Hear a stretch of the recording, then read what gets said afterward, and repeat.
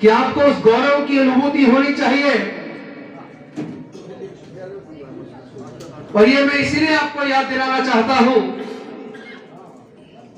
क्योंकि जो लोग अपने बुजुर्गों का इतिहास नहीं जानते वो कभी इतिहास बना नहीं सकते। 31 दिसंबर 1818 को पेशवाओं ने, जिन्होंने देश के दलितों के मुंह के सामने कुल्हड़ और पीछे झाड़ू बांधने का काम किया था, जिन्होंने भारत की महिलाओं के साथ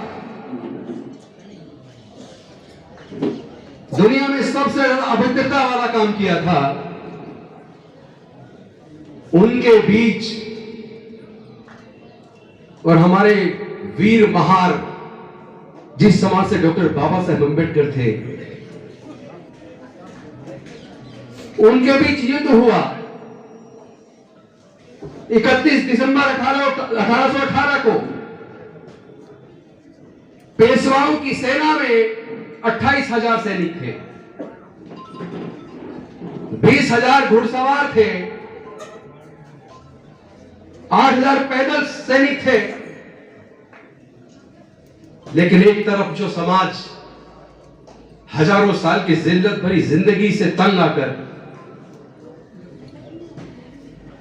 और जिन पेशवाओं ने उनकी जिंदगी को जहन्नुम बनाकर उनके मुंह के सामने कुल्हड़ और पीछे झाड़ू बांधने का काम किया, उस जिद्दत से बदला लेने के लिए दिल मिला रहा था। इतिहास के पन्नों में कभी इस तरह का युद्ध आपने कभी ना तो देखा होगा ना कभी देख पाओगे। एक तरफ 28,000 की पेशवाओं की सेना और एक तरफ 500 हमारे दलित समाज के, महार समाज के बहादुर सैनिक। 24 घंटे के अंदर जो युद्ध 31 दिसंबर को शुरू हुआ, 24 घंटे के अंदर 500 महार सैनिकों ने 28,000 की पेशवा सेना को निस्ते नाबूद कर दिया। तो एक तरफ तो ये गौरवशाली दिन हम मना रहे हैं और दूसरी तरफ 3 जनवरी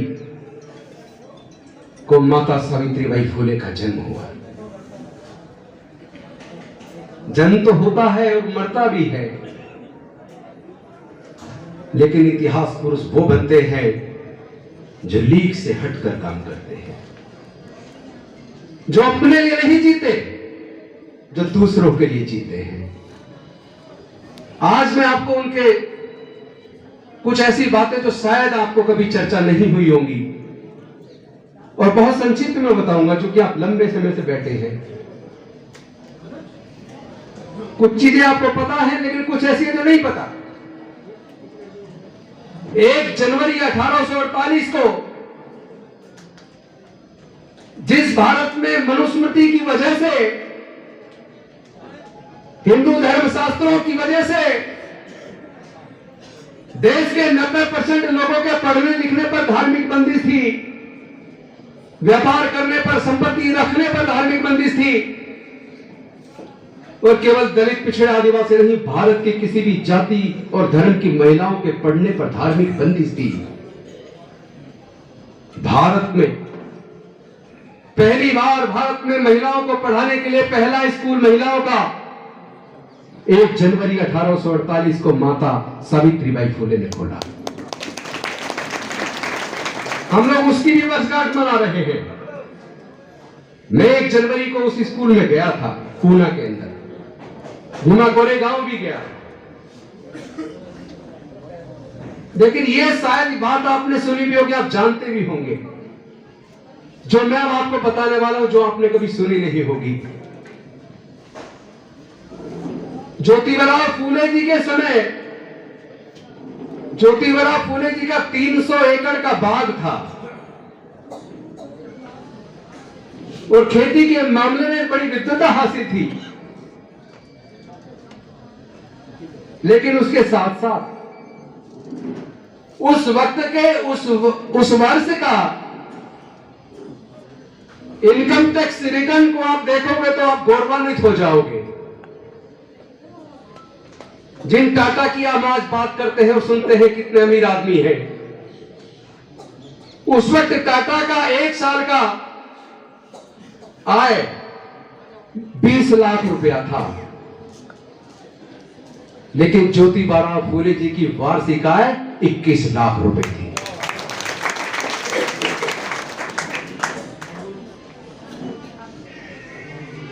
लेकिन उन्होंने अपना पूरा जीवन, अपना पूरा सामर्थ्य, अपनी पूरी ताकत, अपना पूरा पैसा, क्योंकि वो बहुत बड़े कॉन्ट्रैक्टर भी थे, वो पूरा लगाकर समाज का निर्माण किया।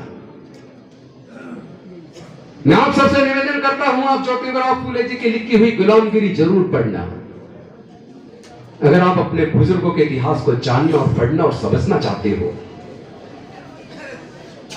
तो ज्योतिबा फूले जी की लिखी हुई गुलामगिरी जरूर पढ़ना। और डॉक्टर बाबा साहेब अम्बेडकर का वो भाषण जो 1935 में होना था, एनिहिलेशन ऑफ कास्ट, यानी कि जाति का विनाश, उसको जरूर पढ़ना। अगर आपने ये नहीं पढ़ा तो आप लोग एक मजबूत समाज का निर्माण नहीं कर सकते। जो लोग जीवन में त्याग करते हैं वो इतिहास बनाते हैं, इतिहास पुरुष बनते हैं। एक तरफ फूले जी ने अपनी पूरी प्रॉपर्टी को लगाकर समाज का निर्माण किया, एक तरफ डॉक्टर बाबा साहेब अम्बेडकर को देख लीजिए, पूरे जीवन जो कष्ट सहे वो अलग, लेकिन दिल्ली के करोल बाग में डॉक्टर अंबेडकर भवन, रानी झांसी रोड, इतनी बड़ी जमीन वो अपने बैंक अकाउंट के चेक से 4500 रुपए का चेक काटकर, उसकी कॉपी मेरे पास है, इतनी बड़ी जमीन खरीद कर समाज के लिए देकर चले गए। और केवल अंबेडकर भवन की जगह नहीं दी,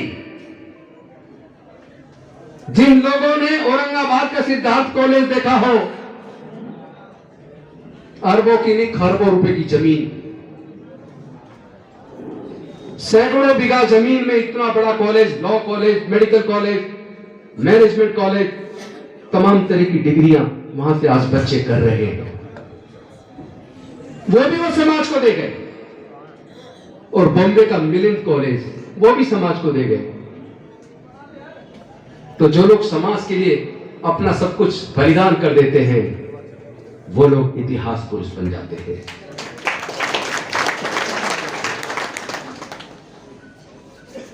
आप लोगों को समझना पड़ेगा, आपकी हमारी एक जिम्मेदारी है।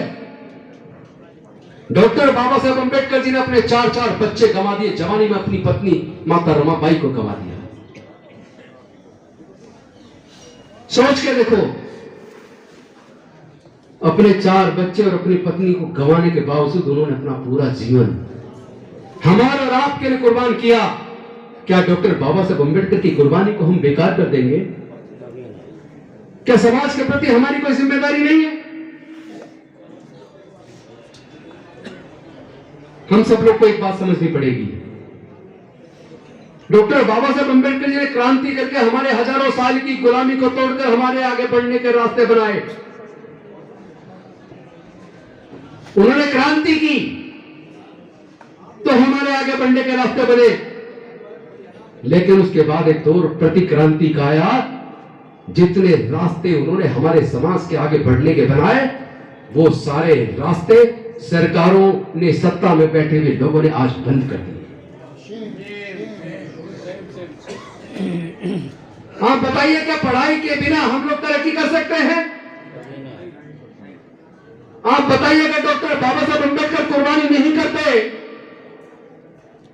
अगर हमारे पढ़ने लिखने के लिए रिजर्वेशन की व्यवस्था ना करते, अगर सरकारी नौकरियों में रिजर्वेशन करके हमारे अफसर बनने का रास्ता न खोलते, अगर वो राजनीतिक रिजर्वेशन देकर हमारे काउंसलर, एमएलए, एमपी बनने का रास्ता ना बनाते, तो क्या राजेंद्र गौतम कभी एमएलए और मंत्री बन पाता? क्या राजकुमार आनंद कभी जीवन में मंत्री या एमएलए बन पाते? क्या वीणा आनंद कभी एमएलए बन पाती? हम जो कुछ बने हैं केवल अपनी मेहनत से नहीं, डॉक्टर बाबा साहब अम्बेडकर के त्याग और बलिदान और कुर्बानी की वजह से। लेकिन दुख इस बात का है, हमारे लोग डॉक्टर बाबा साहब अम्बेडकर को मानने की तो बात करते हैं, लेकिन डॉक्टर बाबा साहब अम्बेडकर की बात को नहीं मानते। वो लोगों को कहते थे पाखंडवाद से, अंधविश्वास से दूर हो जाओ और बुद्ध के रास्ते पर चलकर अपना दीपक स्वयं बनो। किसी बात को इसलिए मत मानो कि बड़े बड़े महापुरुषों ने कही है, बड़े बड़े ग्रंथों में लिखी है। किसी बात को मानने से पहले पढ़ो, जानो, समझो, अपनी बुद्धि और विवेक की कसौटी पर कस कर देखो और उसके बाद आपको लगे ये बात सही है तो उस बात को मानो। लेकिन हमने डॉक्टर बाबा साहब अम्बेडकर की बात को नहीं माना। हम लोग सबसे ज्यादा बड़े अंधविश्वासी पाखंडवादी बन गए। हमारे बच्चे स्कूल जाने की बजाय कावड़ लेने जा रहे हैं। हमारे बुजुर्ग अपने बच्चों के कोचिंग की व्यवस्था, पढ़ाई की व्यवस्था में कहते हैं पैसे नहीं है, लेकिन लाखों रुपए खर्च करके जागरण करवा रहे हैं। क्या इससे हमारे समाज का भला हो जाएगा? किससे? क्या इससे हमारे बच्चों के जीवन में कोई खुशहाली या तरक्की आएगी? और सबसे ज्यादा दुखदायी बात जो मैं अब आपको बताना चाहता हूं, हो सकता है आप उस बात को जानते हो, लेकिन अनजाने में आप उसको इग्नोर कर रहे हैं। हम जो यहां तक आए हैं केवल पढ़ाई की वजह से आए हैं। बाबा साहब ने पढ़ने का रास्ता बनाया, रिजर्वेशन दिया तो हम लोग यहां तक पहुंचे। लेकिन क्या आपको पता है आपके आने वाले बच्चों के भविष्य की पढ़ाई के रास्ते बंद कर दिए गए हैं। नई एजुकेशन पॉलिसी ने रही सही कमर भी तोड़ दी। आज दलित समाज के, पिछड़े समाज के, आदिवासी समाज के, अल्पसंख्यक समाज के 99% बच्चे हायर एजुकेशन का खर्चा नहीं उठा सकते। अगर आपको अपने बच्चे को हायर एजुकेशन में, प्रोफेशनल कोर्स में भेजना है तो आपको लाखों रुपए की सालाना फीस खर्च करनी होगी। और जो सरकार पढ़ाई की बात तो कर रही है, लेकिन मैं आप सबसे पूछना चाहता हूं, क्या 12वीं तक की पढ़ाई करके कोई किसी लायक बन पाएगा? 12वीं तक तो सरकारें पढ़ा रही हैं। मुझे बताइए 12वीं के बाद हायर एजुकेशन पे तो कोई सरकार पैसे नहीं दे रही। तो हायर एजुकेशन की व्यवस्था अगर सरकारें नहीं करती तो क्या हमारे बच्चे पढ़ लिख कर कामयाब हो पाएंगे? 10वीं 12वीं पढ़े हुए से क्या होना है? हमारे आगे बढ़ने के रास्ते लगातार सरकारों के द्वारा साजिश के तहत बंद किए जा रहे हैं। इंडियन रेलवे बेच दिया, एयरपोर्ट बेच दिए, एयर इंडिया बेच दिया, बैंक बेच दिए, इंश्योरेंस कंपनी बेच दी, पेट्रोलियम कंपनी बेच दी, गैस कंपनी बेच दी। जहां जहां हमारे लोग नौकरियों में आ जाया करते थे वो ज्यादातर कंपनियां ऑलरेडी बेच दी गई। और केवल कंपनियां नहीं बेची, हमारे मेजॉरिटी में लोग 4th क्लास में आ जाया करते थे, उसको पूरी तरीके से ठेकेदारी प्रथा लाकर हमारे लोगों के 4th क्लास में आने के भी रास्ते बंद कर दिए। और जो सरकारों से थोड़ा बहुत लोन मिल जाया करता था उससे भी लोग अपने छोटे मोटे रोजगार शुरू किया करते थे। आज सरकारों ने उन उपक्रमों को हालत ऐसी कर दी, उनके पास पैसा नहीं है, यानी कि अब आप सरकार से लोन लेके भी कोई व्यापार भी नहीं कर सकते। तो आपके आगे बढ़ने के सारे रास्ते लगभग बंद कर दिए गए। मैं पूछना चाहता हूं आप सबसे, क्या हमें अपने आने वाले बच्चों के को हम लोग क्या गुलाम देखना चाहते हैं? मैं आप सबसे पूछ रहा हूं, क्या आप अपने बच्चों को गुलाम देखना चाहते हो? नहीं। लेकिन आप चाहते हो या नहीं चाहते हो, आपके बच्चे गुलाम बनने वाले हैं, ये तय है। और उसका कारण है हमारे लोगों पे इतना पैसा नहीं कि अपना व्यापार कर ले। हमारे लोग यूनाइटेड नहीं है, पढ़ाई हाथ से छिन रही है, नौकरी हाथ से जा रही है, और हम लोग जिस रास्ते पे चल रहे हैं वो रास्ता हमारे लोगों को गुलामी की तरफ ले जा रहा है। मुझे डॉक्टर बाबा साहेब अम्बेडकर की 25 नवंबर 1949 का भाषण याद आता है। मंत्री जी आप भी सुनिए, राजकुमार आनंद जी, ये बहुत महत्वपूर्ण है। 25 नवंबर 1949 को जब संविधान सभा की बैठक चल रही थी और उसमें डॉक्टर बाबा साहेब अम्बेडकर जी को बोलने के लिए खड़ा किया राजेंद्र प्रसाद जी ने, तो डॉक्टर बाबा साहेब अम्बेडकर जी ने कहा बहुत कुछ है, वो सारा नहीं कहूंगा क्योंकि समय कम है, सिर्फ 2 बातें कहूंगा। एक बात तो उन्होंने कही थी कि कोई भी संविधान कितना ही बेहतरीन क्यों ना हो, अगर उस संविधान को लागू करने की जिम्मेदारी जिनके कंधों पर है, अगर उनकी नीयत अच्छी नहीं है तो बढ़िया से बढ़िया संविधान बुरा साबित होगा।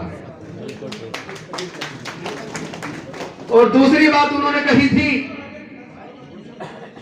कि आज भारत आजाद तो हो रहा है, लेकिन भारत के लोग आजाद बने रहेंगे, इस पे मुझे संदेह है। यह संदेह उन्होंने क्यों जाहिर किया? आज उस पर चर्चा करनी बेहद जरूरी है। उन्होंने कहा था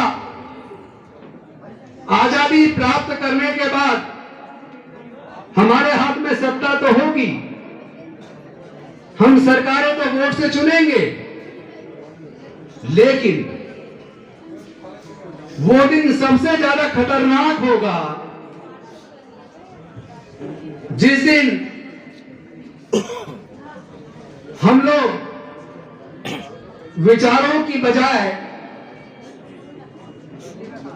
नेताओं के प्रति इतने अंतभक्त हो जाएंगे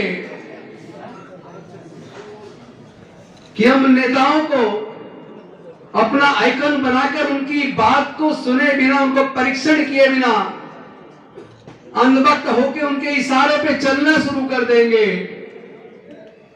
उसी दिन भारत में तानाशाही की जड़ें फिर से मजबूत हो जाएंगी।